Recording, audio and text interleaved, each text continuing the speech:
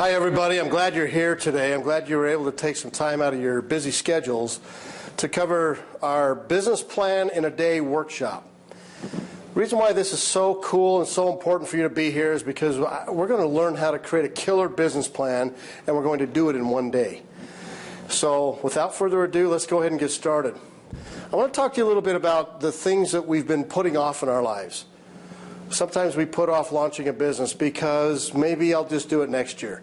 Maybe I'll do it when I'm ready to wrap up my job where I'm currently at. Maybe next year I'll launch that business, and maybe if you already have a business, maybe next year I'll stop struggling. That'll be my year that I can finally get everything launched and do it the right way. Well, the first thing I want to ask is why? Let's stop analyzing this to death. Let's stop figuring out that there's maybe a next year. Let's start acting. Let's do something now, because I think this is the year that you're now ready to start your own business or to expand your existing operations. So the next phase that we want to move into is answering just a few questions in your plan, but you're going to illustrate that to your investors as they're looking at what you are putting together. The first one is the problem that you are solving. That's what your investors are going to want to know. Or, another way to put that, why are your products or services needed in the market? The next area that you'll want to focus on is, what is your sustainable competitive advantage? That's a fancy way of saying, how will you prevent your competitors from taking your customers? So think about that for just a minute. And we'll answer that question today throughout the workshop. The next area would be, what are your barriers to entry? Or, an easier way to put that, why will you succeed where others may have failed or may not have reached their full potential? We're going to answer that question today. The next one would be, what is your true market opportunity, or how many customers can you really reach? Then the last thing that you're going to want to answer to for your investors in this investor-ready business plan that we're going to create, what is your critical path to customer acquisition? That's a fancy way of saying it. Another way is, when will you start selling?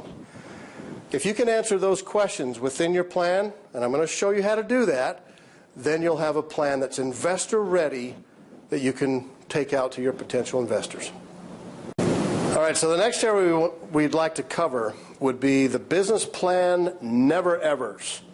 Now, the reason why we call it the never-evers is this is the area you want to stay away from. These are things you don't want to do or include in your plan. The first one, obviously, is why we're all here today to avoid, is you're here to plan. You're here to put together your plan, and you've done a great job so far. But failing to plan in the first place is a huge mistake. How many of you have ever heard of people that have just thrown a business together, wrote it on the back of a napkin, and then started their company?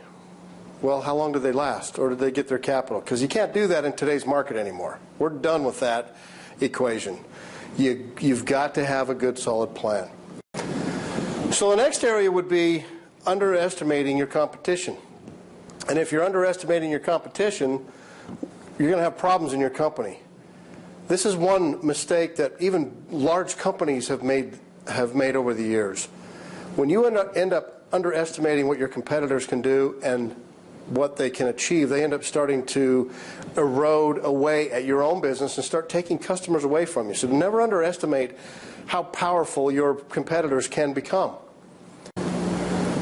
So the next area would be underestimating the capital that you will need. This is the number one problem.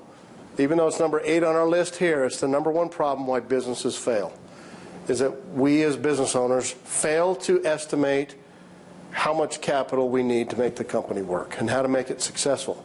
The last area that I wanted to focus on in the business plan never-evers is not including social media in your marketing strategy. Today's environment in business requires us to have a good social media campaign. Just like we need a business card, just like we need a phone number, just like we need a website, we need to start including all the other areas in our social media campaign to help get the word out, because that's what our competition is doing. They're utilizing social media in a huge way. Okay, we did it. We can wrap it up. We made it all the way through. We got her done. What a day. This has been awesome to get all of this completed with everybody. Oh, man, I'm proud of you. I'm proud of you for sticking with it. I'm proud of you for showing up today. I'm proud of you for taking the time and making the effort to write an incredible business plan.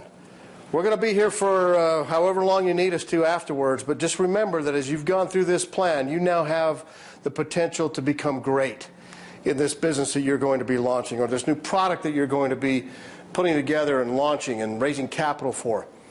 The cool thing is, we crossed the finish line.